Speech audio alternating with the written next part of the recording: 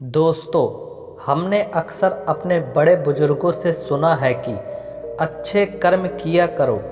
लेकिन अच्छे कर्म आखिर क्या हैं? ऐसे कौन से कर्म किए जाएं जो अच्छे हों, जिससे हमारे द्वारा किए गए पाप का बोझ कुछ कम हो जाए?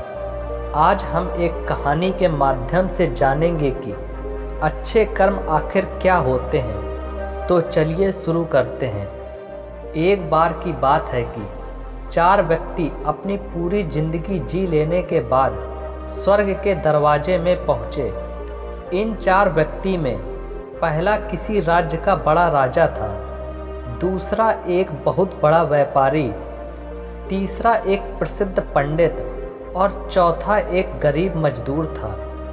किसी को भी यह नहीं पता था कि कौन स्वर्ग के अंदर जाएगा और कौन वहीं से वापस लौट जाएगा। सब स्वर्ग का दरवाज़ा खुलने की राह देख रहे थे और आपस में बात कर रहे थे। जैसे कि राजा को मरने से पहले ही आदत थी, उसने अपनी बात सबसे पहले बताई। राजा ने कहा, मैं बहुत प्रख्यात राजा हूँ। मैंने धरती पर अपना बहुत नाम कमाया है, इसलिए पूरी संभावना है कि मैं ही स्वर्ग में जाऊँगा। फिर व्यापारी ने अपनी बात सबके सामने रखी। वह बोला, मैंने धरती पर खूब धन कमाया और उस धन से मैंने सैकड़ों लोगों की मदद की, इसलिए मैं ही स्वर्ग का हकदार हूँ। अब बारी थी पंडित की, तो पंडित ने मुंह खोला और सबको यह कहा, चाहे तुम जो सोच लो, लेकिन यह बात तो तय है कि स्वर्ग के दरवाजे खुलेंगे तो सिर्फ मेरे लिए। सब जानते हैं कि पंडित दिन रात भगवान को याद करते हैं, इसलिए स्वाभाविक है कि स्वर्ग में पंडित का स्वागत किया जाएगा। जब सबने अपना अपना पक्ष रख दिया, तब सबकी नज़र उस मजदूर पर थी जो चुपचाप अपनी नज़रें नीचे झुकाए बिना कुछ बोले वहीं पर खड़ा रहा। स्वर्ग का दरवाज़ा खुला और वहाँ पर एक देवदूत आकर खड़ा हो गया। देवदूत के हाथ में एक पुस्तक थी जिसमें इन सभी के कर्मों के बारे में लिखा हुआ था। देवदूत ने सबसे पहले राजा को अपने पास बुलाया और पूछा, तुम बताओ, तुमने अपने जीवन में क्या क्या अच्छे कार्य किए हैं? मैं उन्हें इन पुस्तक में देखकर फैसला करूंगा कि तुम्हें अंदर जाने देना है या नहीं। राजा ने कहा, मेरा राज्य जितना बड़ा था उतना ही समृद्ध था और मेरी राज्य के सभी लोग खुशहाल थे। सभी बड़े आनंद से रहते थे। मैंने कभी भी किसी भी चीज़ की कमी नहीं होने दी। यही मेरे अच्छे कर्म हैं। देवदूत ने अपनी पुस्तक में देखा और देखने के बाद राजा से कहा, तुम सच बोलते हो। तुमने अपने राज्य की प्रजा को बहुत सुखी रखा था, लेकिन तुमने अपनी राज्य की प्रजा बढ़ाने के लिए जितने युद्ध किए थे, उन युद्ध की वजह से हजारों सैनिकों ने अपनी जान गंवा दी। उन हजारों परिवारों के दुख का कारण तुम बने थे, इसलिए तुम स्वर्ग के हकदार नहीं हो। अब बारी थी व्यापारी की। व्यापारी से जब देवदूत ने पूछा कि तुम्हारे अच्छे कर्म क्या हैं, तब व्यापारी ने उससे कहा, मैंने सैकड़ों लोगों को खाना खिलाया है, कई आश्रमों में दान किया है, कई निरक्षित लोगों के लिए घर बनाकर दिया है। यह मेरे अच्छे कर्म हैं। देवदूत ने फिर से अपनी पुस्तक में ध्यान से देखा और देखने के बाद व्यापारी से कहा, तुम्हारा कहना भी ठीक है कि तुमने बहुत दान धर्म किया है, लेकिन यह दान धर्म तुमने जिन पैसों से किया है, उन पैसों को कमाने के लिए तुमने ना जाने कितने झूठ बोले हैं, कितनी हेरा फेरियाँ की हैं और कितनी मिलावटें की हैं, इसलिए तुम भी स्वर्ग में नहीं आ सकते।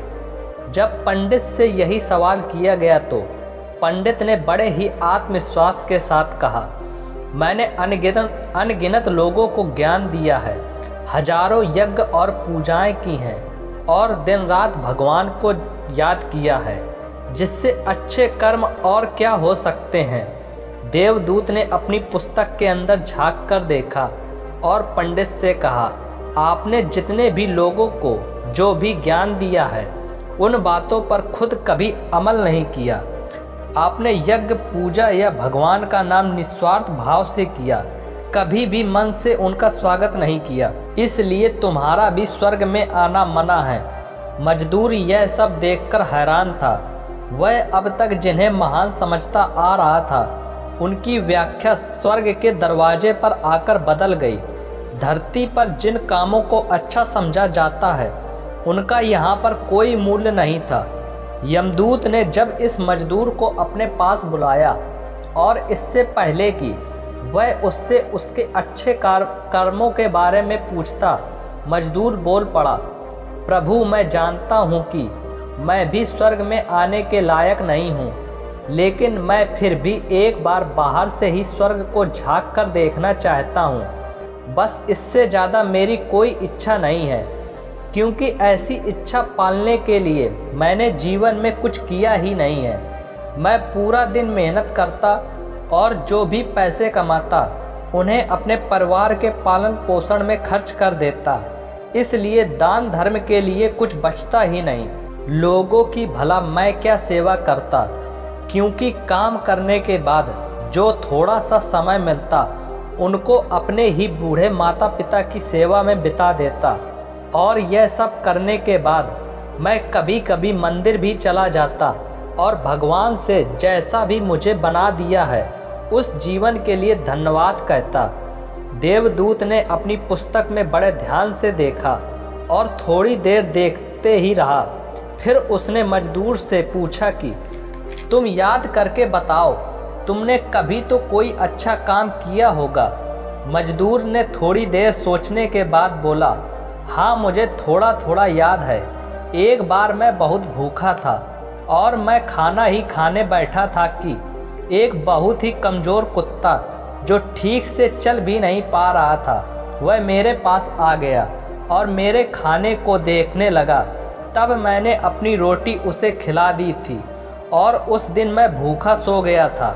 मजदूर की बात सुनने के बाद देवदूत मुस्कुराया और मजदूर को बड़े सम्मान से स्वर्ग के अंदर लेकर गया।